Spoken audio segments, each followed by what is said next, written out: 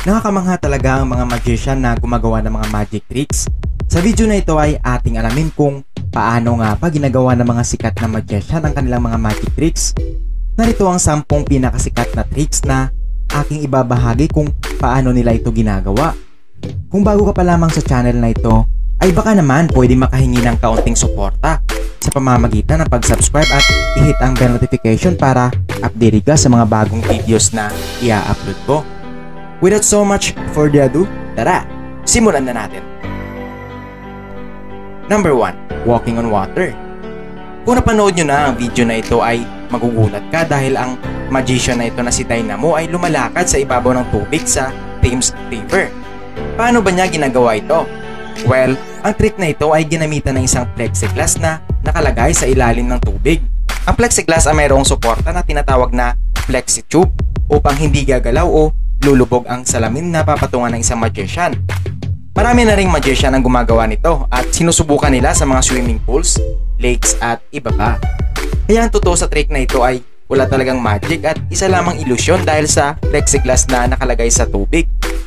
Number 2. Darcy Oak Dove Illusion. Si Darcy Oak ay isang magician contestant sa Britain's Got Talent na sumikat dahil sa kakaibang trick na ito. Paano ba niya ito ginagawa? Titingnan natin maigi ang trick na ito. Ang balahibo ng kalapati na ipinakita niya bago niya isinigawa ang trick na ito ay isang espesyal na klase ng papel na tinatawag na flash paper. Ang papel na ito ay kadalasang ginagamit ng mga magician upang makagawa ng isang apoy para mabilisang makagawa ng mga ilusyon sa harap ng maraming manunood. At ganito nga ang ginawa ng isang Darcy Oak. Gumamit siya ng flash paper para mabilisan niyang mailabas ang kalapati mula sa kanyang kaliwang sleeve pocket. Kaya ang totoo, wala talagang magic na nangyari kundi isang mabilisang galawan lamang. Number 3. Card from deck levitation. Ang hirap talaga alamin kung ano ang iniisip o nakikita ng isang tao, maliban na lang sa susunod na magician na ito. Sa trick na ito ay sinabi ng magician na kumuha ng isang random na card mula sa deck at muling ibalik ang card na napili. Ang magician ay inilagay ang card sa isang glass at gumawa ang magician ng isang magical gesture at ang card na napili ay lumabas. Paano niya ginawa ang trick na ito? Ang card na napili ay nakalagay sa likurang bahagi ng deck at ang natirang cards ay inilagay ng magician sa harapan na mayroong nakasuporta na special na card sa hulihan. Ang special na card na ito ay mayroong gumagalaw na small pad na gumagalaw pataas pababa. Ang pad ay mayroong wax na nakadikit upang ang card ay tumaas mula sa deck.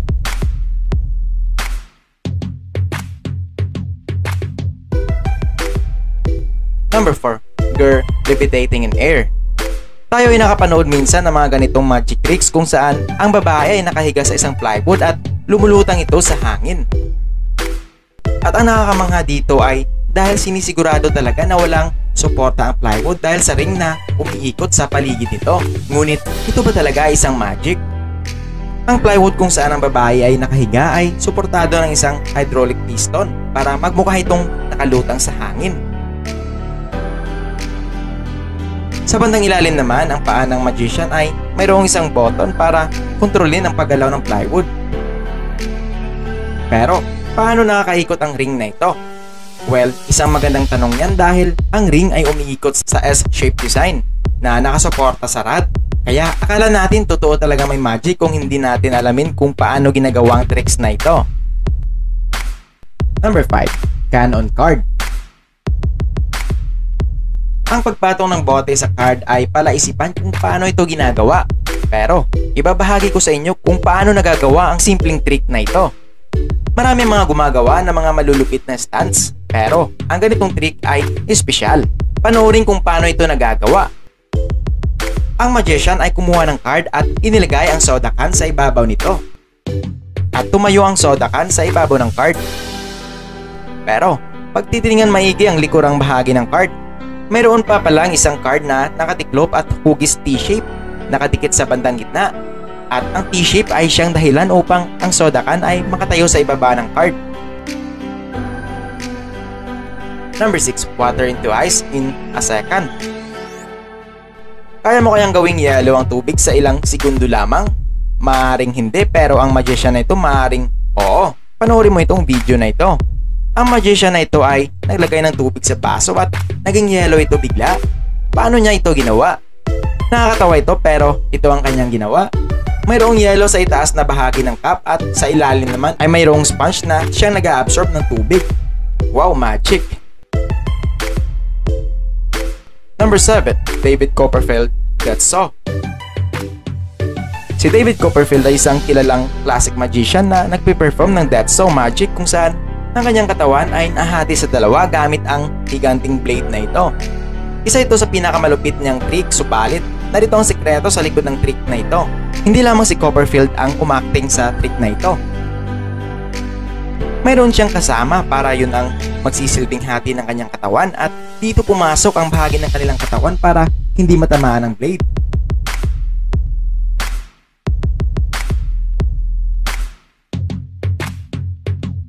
Number 8. Twisting an iPhone.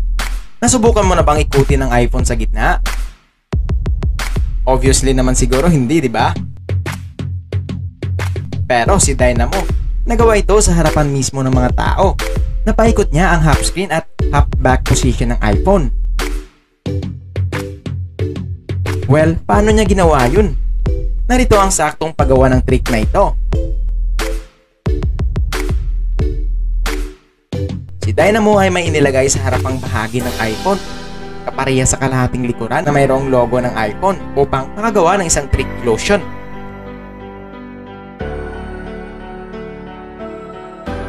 Subukan mo na ito sa mga kaibigan mo at siguradong magugulat sila sa simpleng trick na ito. Number 9. Jamie Raven Lemon Tricks. Si Jamie Raven ay isang famous magician na nag-perform sa Britain Got Talents. Sa kanyang final magic, mayroong side note ni Alicia sa loob ng lemon. Ang lemon ay binuksan mismo ni Jamie sa harapan ni Alicia. Could you take out the note for me? You've got to be kidding me. Does that have your name on it? Is that your name? Ang papel ay tinupi ni Jamie at tinago sa kanyang mga kamay. Kumuha siya ng mga bag na andon ang lemon at itinaas niya ang isa niyang kamay para ipakita na wala sa kanyang papel. Pero ang totoo, ang papel ay ipinasok niya sa ibabang bahagi ng lemon at hinati niyang lemon habang tinatakpan ang ibabang bahagi nito para hindi mahalata ng mga audience ang butas.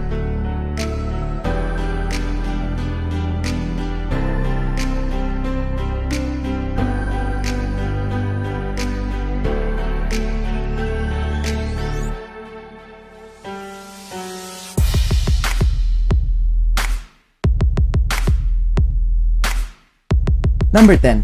Houdini Greatest Escape. Ang tangke ay punong-puno ng tubig habang si Houdini nakabaliktad ang posisyon sa harapan ng mga audience. Subalit paano siya makakalabas sa tangke na nakabaliktad pa ang katawan? Ang kanyang assistant ay sinisigurado na nakalak talaga ang lagayan ni Houdini. Pero mayroong pin na nakalagay sa lock para madali lamang makuha at ang labasan ay nakadesenyo talaga na mabubuksan agad kapag ito ay nagalaw lamang. At nagawa nga ng magician na ito na makatakas. Ikaw, alin sa mga tricks na ito ang gusto mong subukan? Comment mo naman sa baba para malaman ko.